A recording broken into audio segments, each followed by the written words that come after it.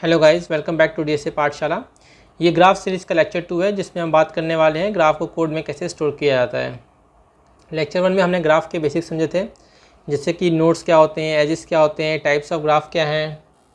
इस लेक्चर में हम देखने वाले हैं कि ग्राफ को हम कोड के थ्रू कैसे स्टोर करते हैं। बेसिकली ग्राफ को स्टोर करने के लिए 3 तरीके हैं हमारे पास। या तो हम एजेंसी मैट्रिक्स का यूज़ करें, एजेंसी लिस्ट का यूज़ करें, या फिर हम एज लिस्ट का यूज़ करें। तो बिना टाइम वेस्ट किए चलते हैं हमारे पहले मेथड की तरफ, जो कि है हमारा एजेंसी मैट्रिक्स। एजेंसी मैट्रिक्स में हम क्या करते हैं कि सपोज़ कीजिए कोई नोड ए है, कोई नोड बी है। यह हम एजेंसी मैट्रिक्स समझ रहे हैं, ठीक है। कोई नोड ए है और कोई नोड बी है, इनके बीच में एज है। अगर इनके बीच में एज है तो हम मैट्रिक्स ऑफ ए बी को 1 करेंगे, ठीक है। सपोज़ एक नोड सी है, ठीक है, और बी और सी के बीच में भी एज है, तो हम matrix of B C equals to 1 करेंगे। अब हम देख रहे हैं यहाँ पे कि जो नोड ए है और जो नोड सी है, इनके बीच में कोई एज नहीं है। जब इनके बीच में कोई एज नहीं है तो हम क्या करेंगे, matrix of A C equals to 0। कहने का मतलब ये है, जिसके बीच में एज है उसको हम 1 करेंगे, जिसके बीच में एज नहीं है उसको हम 0 स्टोर करवाएंगे। तो सबसे पहले हम एक मैट्रिक्स बना लेते हैं। पहले एक एग्जांपल के थ्रू समझते हैं इसको हम। सपोज़ कीजिए 0 नोड है, 2 नोड है, 3 नोड है, 1 नोड है, और ये 1 2 भी आपस में कनेक्टेड है, ठीक है। तो हम क्या करेंगे, एजेंसी मैट्रिक्स में सबसे पहले एक मैट्रिक्स बनाएंगे। समझाने के लिए समझा रहा हूँ, लेकिन हम बनाएंगे मैट्रिक्स, ठीक है। ये 0 1 2 3, ठीक है, ये हमारे कॉलम हो गए। अब रो 0 1 2 3, ठीक है। तो 0 0 के बीच में देखिए, 0 0 के बीच में भाई खुद से क्या ही एज बनाएगा, तो 0 0 1 के बीच में एज है, 0 1 के बीच में कोई एज नहीं है। 0 0 2 के बीच में कोई एज है तो हम 1 लिखेंगे। 0 3 के बीच में कोई एज है, नहीं है, तो 0 लिख दिया हमने। तो ये हमारा 2D मैट्रिक्स बन गया, ठीक है। अब वैसे ही हम 1 1 2 3 सबके लिए चेक करेंगे। 1 0 के बीच में देखिए कोई एज है, 1 0 के बीच में कोई एज नहीं है। 1 1 के बीच में कोई एज है, भाई वो खुद के साथ थोड़ी एज होगा, तो 1 1 के बीच में 0।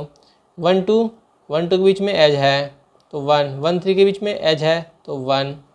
सेम एज 2 के लिए देखेंगे, 2 और 0 के बीच में एज है तो 1। 2 1 के बीच में है, 2 1 के बीच में एज है तो 1।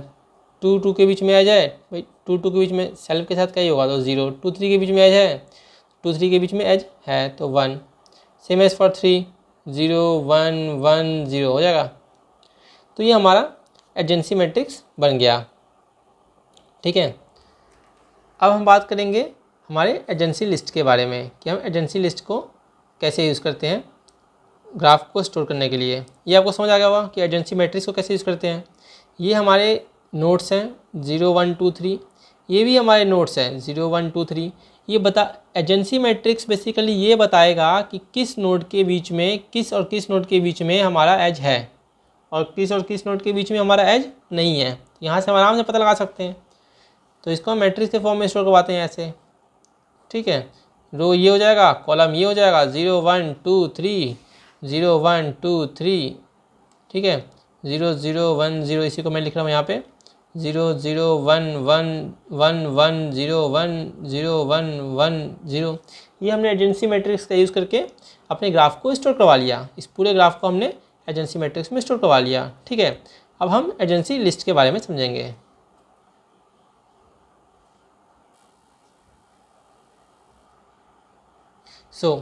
एजेंसी लिस्ट में क्या होता है, एजेंसी लिस्ट में क्या होता है, जो सपोज़ कि ये एग्जांपल लेते हैं। पहले हम 0 1 2 3 4, ठीक है, ऐसे नोड्स कनेक्टेड हैं। इसमें एक साइकिल भी डालते हैं ट्विस्ट के लिए, ठीक है। तो अब हमें इसको हमने ग्राफ तो बना लिया, अब हमें इसको लिस्ट के फॉर्म में स्टोर करवाना है। तो हम क्या करते हैं, लिस्ट ऑफ लिस्ट बनाते हैं, ठीक है। लिस्ट ऑफ लिस्ट बनाते हैं। कितने नोट्स हैं हमारे ग्राफ में, 0 1 2 3 4, मतलब टोटल 5 नोट्स हैं। क्योंकि 0 वाला भी तो काउंट होगा ना, 1 note, 2 note, 3 note, 4 note, 5 note, ठीक है, टोटल 5 नोट्स हैं। तो हम 5 साइज़ का एजेंसी लिस्ट बना लेंगे, 1 2 3 4 5, ठीक है। 5 साइज़ का हमने एजेंसी लिस्ट बना लिया, ये लिस्ट ऑफ लिस्ट है, ठीक है। 5 साइज़ का हमने लिस्ट ऑफ लिस्ट बना लिया, ठीक है। अब 0 पे देखिए, 0 किससे किससे कनेक्टेड है, 0 मेरा 1 से कनेक्टेड है, तो मैं 0 पे 1 स्टोर करवा दूंगा, ठीक है। 0 पे मैंने 1 स्टोर करवा दिया। 1 पे कौन, 1 से क्या क्या कनेक्टेड है, 1 से मेरा 2 कनेक्टेड है, 1 से मेरा 0 कनेक्टेड है। तो मैं ये देखिए, ये इंडेक्स है 0 1 2 3 4, ठीक है। 0 से मेरा क्या क्या कनेक्टेड है, 0 से मेरा 1 कनेक्टेड था, तो 0 पे मैंने 1 स्टोर करवा दिया। 1 से मेरा क्या क्या कनेक्टेड है, 1 से मेरा 0 कनेक्ट है, 1 से मेरा 2 कनेक्ट है, तो 1 पे 1 इंडेक्स पे जाकर हम 0 और 2 दोनों को स्टोर करवा देंगे। तो 1 पे जाकर हमने 0 को और 2 को स्टोर करवा दिया। 2 से मेरा क्या कनेक्ट है, 2 से मेरा 3 कनेक्ट है, 2 से मेरा 4 कनेक्ट है, 2 से 1 कनेक्ट है। तो इसका मतलब हम इंडेक्स 2 पे जाएंगे और जो जो कनेक्ट है उन सबको स्टोर करवा देंगे। 2 से मेरा 1 कनेक्ट है तो 1 स्टोर करवा दिया, 2 से मेरा 3 कनेक्ट है, 3 स्टोर करवा दिया, 2 से मेरा 4 कनेक्ट है, 4 भी लिख दिया इसके अंदर, ठीक है। अब 3 के लिए देखते हैं हम कि 3 से क्या क्या कनेक्ट है, 3 से मेरा 2 कनेक्ट है, 3 से मेरा 4 कनेक्ट है। तो मतलब हम इंडेक्स 3 पे जाएंगे, जो जो कनेक्ट है उनको हम वहाँ पे स्टोर करवा देंगे। 3 से मेरा 2 कनेक्ट है, 3 पे मैंने 2 लिख दिया, 3 से 4 कनेक्ट है, 4 लिख दिया। 4 से क्या क्या कनेक्ट है, 4 से मेरा 2 कनेक्ट है, 4 से 3 कनेक्ट है, तो मतलब 4 इंडेक्स पे जाएंगे, 2 को और 3 को स्टोर करवा देंगे, 2 और 3, ठीक है। तो ये हमारा लिस्ट ऑफ लिस्ट बन गया। तो इस तरह हमने इस पूरे ग्राफ को लिस्ट में स्टोर करवा लिया।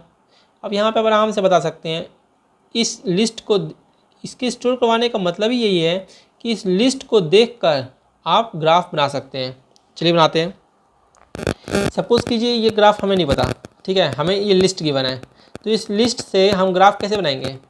तो हम देखेंगे भाई 0 इंडेक्स पे क्या कनेक्ट है, 1, 0 इंडेक्स पे क्या स्टोर है, 0 इंडेक्स पे हमारा 1 स्टोर है, तो हम 0 को एक 0 नोड बनाएंगे और उससे हम 1 कनेक्ट कर देंगे, ठीक है।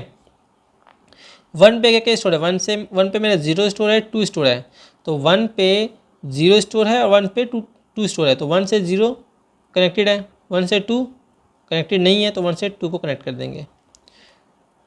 1 पे 0 स्टोर है, 1 पे 2 स्टोर है, मतलब क्या है, इसका मतलब है कि 1 से 1 जो है वो 0 से भी कनेक्ट है, 1 मेरा 2 से भी कनेक्ट है। इसका मतलब ये हुआ 2 पे मेरा क्या क्या स्टोर है, 2 पे मेरा 1 स्टोर है, 3 स्टोर है, 4 स्टोर है, मतलब 2 1 से भी कनेक्ट है, 2 3 से भी कनेक्ट है, 2 4 से भी कनेक्ट है। देखते हैं, 2 1 से कनेक्ट है, 2 3 से भी कनेक्ट है, यहाँ पे तो 3 है ही नहीं, तो हम 2 को 3 से कनेक्ट कर देंगे।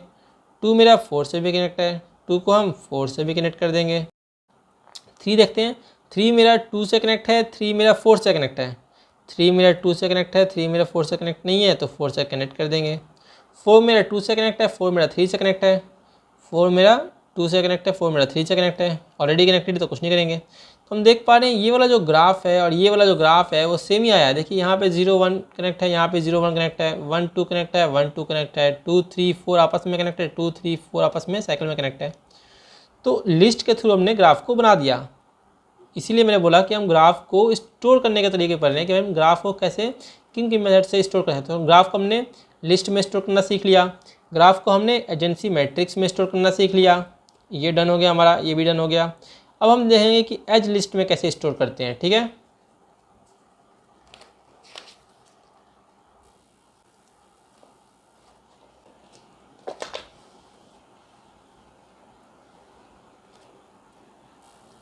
तो एज लिस्ट में हम क्या करते हैं, एज लिस्ट, ठीक है। एज लिस्ट में हम क्या करते हैं कि हम एजिस को स्टोर करवाते हैं। किसको स्टोर करवाते हैं, हम एजिस को स्टोर करवाते हैं, एजिस को स्टोर करवाते हैं, ठीक है।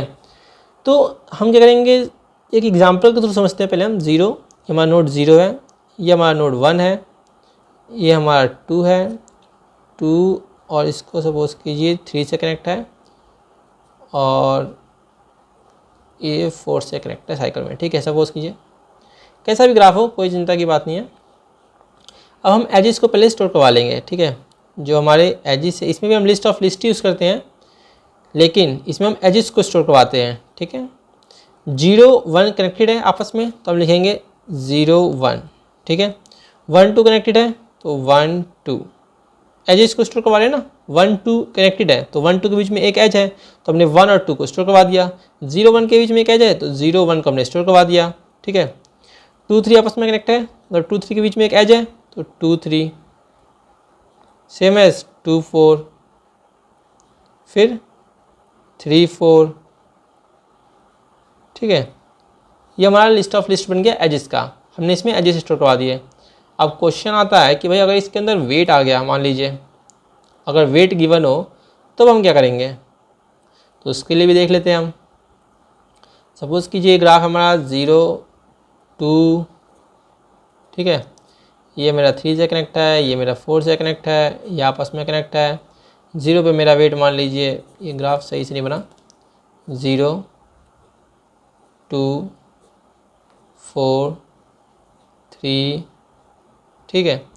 यहाँ वेट 2 10 0 -1। सपोज़ कीजिए हमारा ग्राफ ये है, तो हम क्या करेंगे, हम क्या करेंगे, कुछ नहीं करेंगे, एक एक्स्ट्रा इंडेक्स यहाँ पे ऐड ऑन करवा देंगे जो कि वेट रिप्रेजेंट करेगा, ठीक है।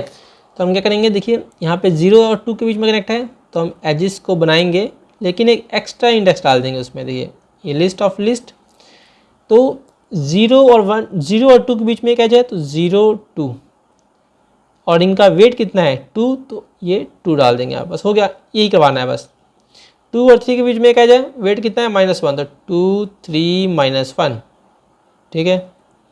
2 4 के बीच में एक एज है, 2 4 10, 10 क्या है, 10 वेट है। एक एक्स्ट्रा इंडेक्स हमने ऐड करवा दिया जो कि वेट को रिप्रेजेंट करेगा। 3 4 के बीच में एज है और वेट कितना है हमारा 0 है, तो 3 4 0, ठीक है। 2 3 के बीच में एक एज है, हो चुका है, 2 3 हो गया, 2 4 हो गया, 3 4 हो गया और 0 2 भी हो गया, सारे हो गए हमारे। हमने ग्राफ को हमने लिस्ट को क्लोज कर दिया। सो ये हमने सीख लिया कि एज लिस्ट के थ्रू ग्राफ को हम एज लिस्ट में कैसे स्टोर करवाते हैं, ठीक है। हमने तीनों मेथड सीख लिए। सबसे पहले हमने कौन सा सीखा था, एडजेसेंसी मैट्रिक्स को सीखा था हमने। फिर हमने एडजेसेंसी मैट्रिक्स सीखा था और फिर उसके बाद हमने एडजेसेंसी लिस्ट सीखा था और फिर हमने एज लिस्ट सीखा था, ठीक है। तो हमने तीनों मेथड को सीख लिया, ठीक है। मिलते हैं नेक्स्ट क्लास में आप।